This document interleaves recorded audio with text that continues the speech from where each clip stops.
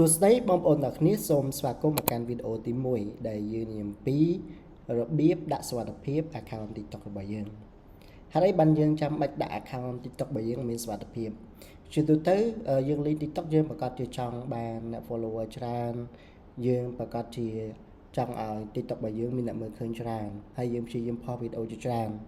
អញ្ចឹងយើងត្រូវតែការពារ TikTok របស់យើងពីការលួចយកដូចគ្នាដែរការដាក់សុវត្ថិភាព TikTok វានឹងជួយយើងដើម្បីការពារ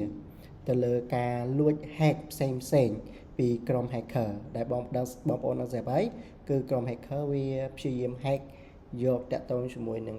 TikTok account Facebook account ឬជាដើមអញ្ចឹងហើយបានជានៅក្នុងមេរៀននេះយើងមករៀនតាក់ទងជាមួយនឹងរបៀបដាក់ TikTok របស់យើងឲ្យមានសុវត្ថិភាពទាំងអស់គ្នា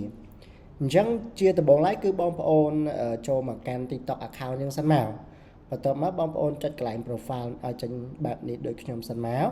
បន្ទាប់មកទៀតគឺបងប្អូនចុចកន្លែង tray 3នៅខាងលើនេះរួចហើយបងប្អូនចុចកន្លែងនេះ setting and privacy បាទបន្ទាប់មកទៀតគឺបងប្អូនមើលចំណុចទី3គឺមានពាក្យថា security and permission អញ្ចឹងបងប្អូនចុចកន្លែងហ្នឹងមកអញ្ចឹងអ្វីដែលបងប្អូន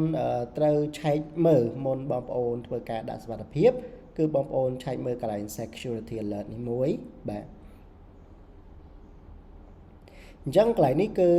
វានឹងប្រាប់យើងថាតើមានអ្នកណាព្យាយាម log in account យើងអត់ព្យាយាម hack យកអត់អញ្ចឹងនៅក្នុងនេះអត់អីទេបាទ no security issue found នេះអត់អីទេចំណុចទី1ចំណុចទី2គឺយើងឆែកទៅមើល security check upកន្លែងនេះគឺយើងឆែកមើលថាតើយើងបានបំពេញព័ត៌មានអីឬខ្វះចំណុចអីអញ្ចឹងនៅកន្លែងនេះគឺយើងដាក់អស់ហើយបាទតើតើជាមួយនឹង tick នេះគឺ passkey security activity យក device email phone អញ្ចឹងទៅប៉ុន្តែនៅខ្វះកន្លែង two step verification បាទអញ្ចឹងកន្លែងនេះគឺបងប្អូនឆែកមើល device យើងឆែកមើលថាតើ TikTok របស់យើងមានdevice ផ្សេងដូចជាទូរស័ព្ទផ្សេងកុំព្យូទ័រផ្សេងលួច log in លេងអត់អញ្ចឹងកន្លែងនេះក្នុងនេះបើសិនជាបងប្អូនឆែកមើលថាមានអ្នកផ្សេងព្យាយាម log in ណាបងប្អូននេះ device ដែលមិនមែនជារបស់យើងនេះដូចជា iPhone XR Chrome អីផ្សេងបងប្អូនឆែកមើលថាមិនមែនជារបស់យើងទេយើងត្រូវ log out ចេញឧទាហរណ៍ថាបងប្អូនឆែកមើលថានេះ Safari នេះមិនមែនរបស់យើងទេអញ្ចឹងបងប្អូន delete វាចោលទៅបាទអញ្ចឹងអ្នកហ្នឹងគឺឡើងអាចមើលអញ្ចឹងអា device ហ្នឹងទូរស័ព្ទហ្នឹងឬក៏កុំព្យូទ័រហ្នឹងគឺឡើងអាច log in ចូលលេង TikTok យ៉ាងទៀតហើយអញ្ចឹងបើសិនជាបងប្អូនសង្ស័យទៅលើ device ណាមួយបងប្អូនធ្វើការ remove account TikTok ចេញពី device ទាំងអស់ហ្នឹងមកបាទអញ្ចឹងកន្លែងហ្នឹងគឺជាចំណុចសំខាន់មួយដែលបងប្អូនអាចដឹងថាមានគេលួចលេងដែរឬអត់ហើយអញ្ចឹងណាបាទអញ្ចឹងនៅពេលដែលបងប្អូនឆែកទៅលើ3ចំណុចហ្នឹងអស់ហើយអ្វីដែលបងប្អូនត្រូវដាក់នោះគឺបងប្អូនត្រូវដាក់កន្លែង two step verification two step verification ហ្នឹងគឺកន្លែងយើងធ្វើការដាក់សុវត្ថិភាពនឹងឯងអញ្ចឹងយើងចុចលើវាមកបាទអញ្ចឹងនៅទីនេះគឺបងប្អូន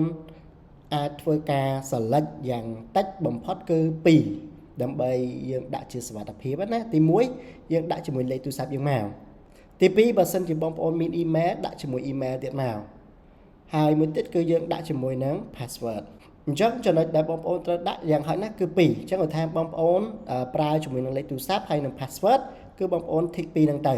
បាទអញ្ចឹងគាត់ថា TikTok account បងប្អូនប្រើជាមួយលេខទូរស័ព្ទបង្កើតមួយលេខទូរស័ព្ទអញ្ចឹងបងប្អូនដាក់ជាមួយលេខទូរស័ព្ទហើយនឹង password TikTok អញ្ចឹងបងប្អូនយក2ហ្នឹងហើយបងប្អូនចុចលើ turn on ហ្នឹងទៅតែបើសិនជាបងប្អូនមានដល់ email select ទាំង email នេះមកអញ្ចឹងគាត់ថាបងប្អូនមានតែ2ហ្នឹងទេមានតែលេខទូរស័ព្ទហើយដាក់ password ទេអញ្ចឹងបងប្អូនចុច tick លើ2ចំណុចហ្នឹងហើយបងប្អូនចុចលើពាក្យថា turn on នេះមកអញ្ចឹងកន្លែងនេះគឺវាសួរតាក់ទងជាមួយនឹង add trusted device add trusted device ហ្នឹងគឺតាក់ទងជាមួយនឹងទូរស័ព្ទឬកុំព្យូទ័រដែលយើងអាចទុកចិត្តបានអញ្ចឹងអានេះរបស់ខ្ញុំគឺ iPhone 12 Pro Max ជា device ដែលកំពុងតែ log in អាហ្នឹងអញ្ចឹងខ្ញុំ add វាជា trusted device ដែលយើង log in ជាទូរស័ព្ទឬក៏ device ដែលទុកចិត្តអញ្ចឹងយើងកន្លែងនេះយើង add ចូលមួយមកបាទអញ្ចឹងកន្លែងនេះគឺយើងបានបើកហើយយើងបានដាក់ហើយវាចេញបែបហ្នឹងដោយសារតែ account TikTok របស់ខ្ញុំនេះ nhầm thọ bàn đã hái trong vì ọt sụt tiềm tia tràn tề bờ sân chỉ bờ bóng ôn thay máu vì nâng load ai bóng ôn verify mình lấy tu sắp hai nâng đặt password chạy chỉ mình khàn chẳng trong cho nói ní bờ sân chỉ bóng ônធ្វើtới lại nè bóng ôn tẹt lại nè bóng ôn ai chat xuống được nâng group support bàn hai sầm rạp video mùi ní cứ dương miền bẩn nắng dương mình chụp ní nơi video mê riêng bẩn toàn anh ấy còn là dương thòi máu bánh bán chưa cả sạch ở còn một ôn chụp ní là video cài